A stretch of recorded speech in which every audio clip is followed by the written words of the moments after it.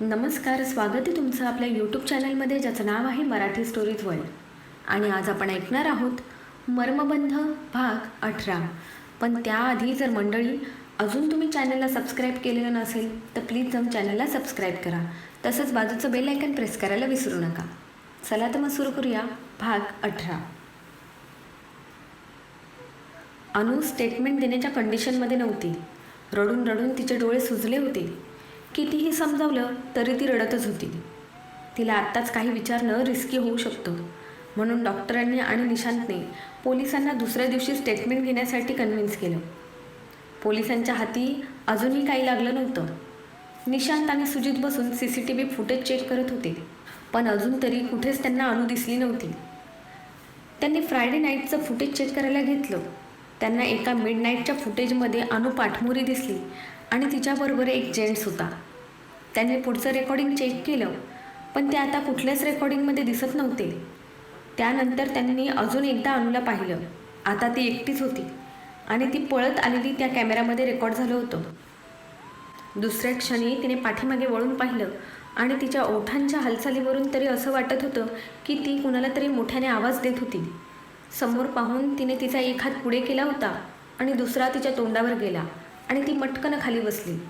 त्यानंतर मात्र ती तिथेच तशीच बसलेली होती, अगदी शेखर तिला भेटेपर्यंत. एवढं रेकॉर्डिंग बघून सुद्धा नक्की काय घडलं होतं ते कळलंच नाही. आता फक्त आणि फक्त अनुच होती जी त्यांना त्या रात्री काय झालं ते सांगू शकत होती. आजचा पूर्ण दिवस निशांत आणि सुजित पोलीस स्टेशनमध्ये होते, तर नक्षत्रा अनुबरोबर होती. शेखर मात्र तिथेच अनुच्या रूमच्या बाहेर बसून होता. त्याला त्याच्या भावना समजत नव्हत्या. त्याला अनुचा राग येत होता की सहानुभूती वाटत होती. तिला रडताना बघून त्याचं काळीज तुटत होतं. त्याचं मन आणि बुद्धी यामध्ये द्वंद्व चालू होतं. तो अनुच्या समोर जाणं टाळत होता. दुसऱ्या दिवशी सकाळी अनुला डिस्चार्ज मिळणार होता. पोलीस आले आणि त्यांनी अनुचं स्टेटमेंट घेतलं. त्यानंतर तिला डिस्चार्ज मिळाला. सगळे अनुला घेऊन घरी आले. दुपारचं जेवण वगैरे आटोपल्यावर नक्षत्राने विषय छेडला. अनु, आता तरी सांग नक्की काय झालं होतं त्या दिवशी. अनु, तू सांगितल्याशिवाय कसं कळेल?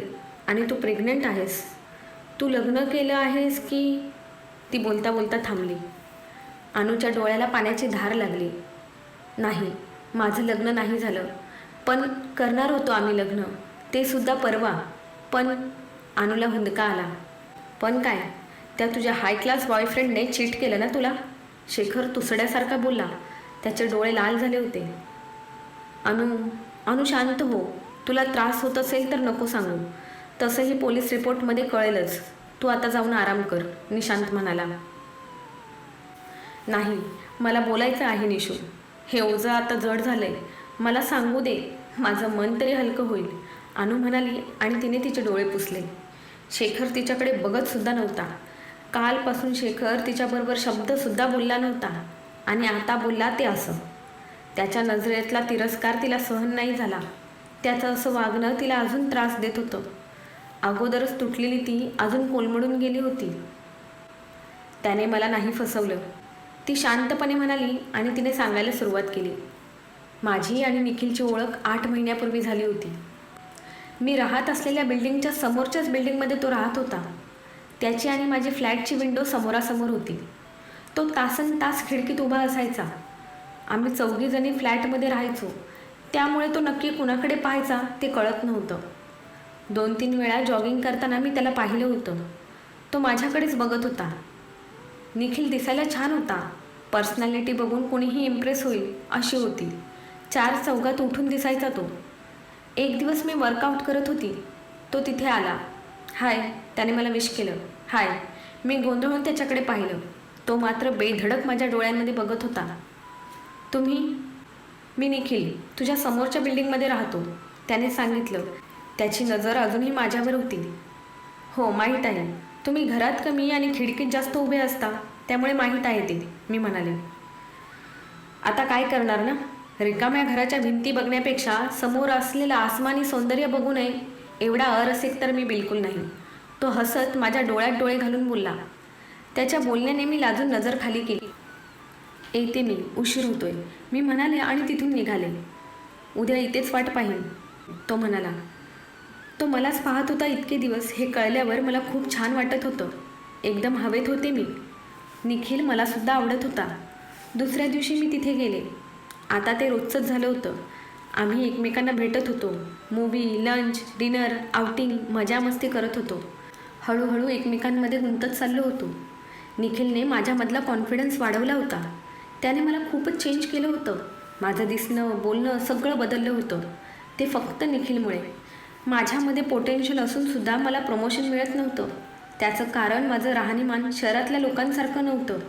माझं कम्युनिकेशनसुद्धा वीक होतं. निखिलने मला मीटिंग्समध्ये स्वतःला आणि आपल्या कामाला कसं प्रेझेंट करायचं शिकवलं होतं.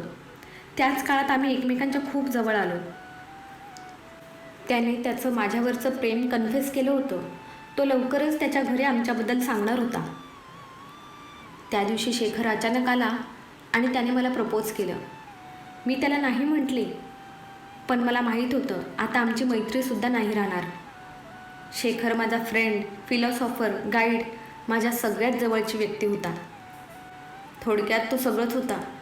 पण माझं प्रेम ते तर निखिलवर होतं. शेखरची माझ्या आयुष्यातली जागा खूप खास होती. त्याला दुखावणं मला सहन होत नव्हतं. पण त्याशिवाय पर्यायसुद्धा नव्हता. मी हॉटेलमधून डायरेक्ट निखिलच्या घरी गेले. मी खूप रडत होते. त्याने मला समजावलं, आपण दोघेही सकाळी शेखरला भेटायला जाऊ. तो नक्की तुला समजून घेईल. तो माझी समजूत काढत होता आणि मी त्याच्या मिठीत होते. हळूहळू कधी त्याची मिठी घट्ट झाली कळलंच नाही. तो मला किस करत होता. त्याच्या स्पर्शात जादू होती जी माझ्यावर चढत होती आणि मी त्यात हरवत होते. माझ्यावर ताबा नव्हता. त्याचं प्रेम, त्याचा स्पर्श मला समर्पित व्हायला भाग पाडत होता. आम्ही दोघेही एकरूप झालो होतो. तो माझ्यावर त्याच्या प्रेमाचा वर्षाव करत होता आणि मी त्यात ओलीचिंब झाले होते. माझी सकाळ झाली ती त्याच्या मिठीत. त्याने मला गुड मॉर्निंग विश केलं आणि माझ्या फोरहेडवर किस केलं. गुड मॉर्निंग म्हणत मी उठून बसले, पण थोड्याच वेळात माझ्या चेहऱ्यावरचं हसू गेलं. अनन्या, काय झालं? तुला त्रास होतोय का? त्याने काळजीने विचारलं. नाही, फार नाही, पण काय? निखिलने विचारलं. आपण चुकीचं नाही केलं ना? म्हणजे आपल्यात जे झालं ते. मी अडखळत बोलत होते. अनु, तुझा माझ्यावर विश्वास नाही का? मी आजच घरी बोलतो आपल्याबद्दल.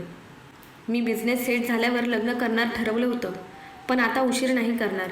लवकरच तुला माझी बनवेल, निखिल म्हणाला आणि त्याने मला मिठीत घेतलं. मी माझं आवरून ऑफिसला गेले. दुपारपासून निखिलला कॉल करत होते. संध्याकाळ झाली तरी त्याचा रिप्लाय नव्हता ना. तो माझे कॉल घेत होता. मला जरा टेन्शन आलं म्हणून मी माझ्या फ्लॅटवर न जाता डायरेक्ट निखिलच्या घरी गेले. निखिल घरीच होता. खूप डिस्टर्ब दिसत होता. टेबलवरचे सिगारेटचे रिकामे पाकिट सांगत होते त्याने किती सिगारेट सोडल्या असतील त्या. निखिल किती कॉल करत होते तुला, रिसीव का नाही केले? मी विचारलं. सायलेंटवर आहे, लक्ष नाही गेलं. तो जरासं तुटक बोलला. निखिल, तू डिस्टर्ब दिसत आहेस, काही प्रॉब्लेम आहे का? मी विचारलं. मी घरी बोललो आज आपल्याबद्दल. निखिल डोळे बंद करून डोकं चेअरला पाठीमागे टेकून बसला होता. मग काय बोलले मॉम डॅड? मलाही जरा टेन्शन आलं होतं तो काय बोलेल ह्याचं. काही नाही, जाऊ दे, तू बोल. तू कशासाठी कॉल करत होती? निखिलने डोळे उघडले आणि नॉर्मल होत विचारलं. पण तो टेन्शनमध्ये आहे. काहीतरी नक्कीच बिनसलं होतं त्याचं, मला कळत होतं. निखिल, तुला माझी शपथ, मला सांग काय बोलले घरचे ते? मी त्याला बोलले. तुझ्याशी लग्नाला विरोध आहे त्यांचा. जर तुझ्याबरोबर लग्न केलं तर प्रॉपर्टीमधून बेदखल करतील मला, असं म्हणाले. तो म्हणाला आणि माझ्या तर पायाखालची जमीन सरकली. जर निखिलने माझ्याशी लग्नाला नकार दिला तर? माझ्या मनात विचार आला. मी शांत बसले होते. मनात मात्र वादळ उठलं होतं. अनु, काय झालं? तू शांत का आहेस? निखिलने विचारलं. मग काय करू मी? तुझा काय निर्णय आहे निखिल? मी हिम्मत करून बोलले. निर्णय काय घ्यायचा अनु? माझ्यासाठी तू खूप इम्पॉर्टंट आहेस. तुझ्याशिवाय मी माझ्या आयुष्याची सुद्धा कल्पना करू शकत नाही. मला नको त्यांची प्रॉपर्टी. मला फक्त तू हवी आहेस. आणि तसंही माझा बिझनेस आता चांगला सेट व्हायला लागला आहे. तुला काही कमी पडणार नाही, प्रॉमिस, तो म्हणाला आणि मला भरून आलं. माझ्यासाठी स्वतःचा हक्क, ऐशो आराम सोडायला तयार झाला होता निखिल. असेच 2 दिवस गेले. संडेला आम्ही मूव्ही बघायला जाणार होतो. मी निखिलची वाट पाहत होते, पण निखिल आलाच नाही. कॉल केला तर स्विच ऑफ. मी घरी गेले तर वैतागलेल्या स्थितीमध्ये बसला होता. निखिल, काय झालं? मी त्याच्या केसांमधून हात फिरवत म्हणाले. त्याने माझा हात पकडला आणि मला जवळ ओढलं. मला मिठीत घेऊन तो बराच वेळ बसला होता. त्याचे डोळे जरासे ओले वाटत होते. Nikhil, are you all right? मी त्याला विचारलं. त्याने माझ्या मांडीवर डोकं ठेवलं आणि डोळे मिटून घेतले. अनु, डॅडने माझे सर्व bank account, credit card, debit card बंद केले आहेत. मला त्यांचे पैसे नको गं, पण माझे पैसे जे मला माझ्या बिझनेसच्या बँक अकाउंटमध्ये ट्रान्स्फर करायचे होते ते सुद्धा आता अडकले. माझी एक खूप मोठी ऑर्डर येणार आहे आणि त्यासाठी तो फंड मी बाजूला ठेवला होता. सकाळपासून माझा पार्टनर कॉलवर कॉल करत आहे पैशांसाठी, म्हणून फोन बंद करून ठेवला आहे, निखिल बोलला. पण असं अचानक त्यांनी असं का केलं? मी गोंधळून म्हणाले. त्यांनी मला काल रात्री परत कॉल केला होता. ह्यावेळी आई पण होती सोबत त्यांच्या. त्यांनी मला तुला सोड म्हणून खूप समजावलं, पण मी तयार नाही झालो. सकाळी उठतो तर सगळे अकाउंट फ्रीज, निखिल बोलला. मग आता काय करणार? मी विचारलं. बघू, 1-2 मित्रांना सांगितलं आहे. आत्तापुरती सोय झाली तरी बस. हे प्रोजेक्ट झाल्यावर मला पैशांची कमी भासणार नाही, निखिल बोलला. मी काही मदत करू का? मी विचारलं. नाही, मी बघेन. तुझ्याकडून पैसे घेणे मला पटत नाही. वाटल्यास बँकमधून लोन घेईल मी, निखिल म्हणाला. म्हणजे माझ्यापेक्षा मित्र, बँक सगळे जवळचे आहेत तुला? माझे आणि तुझे पैसे वेगळे आहेत का? तू माझ्यासाठी तुझी प्रॉपर्टी सोडू शकतोस आणि मी काहीच करायचं नाही.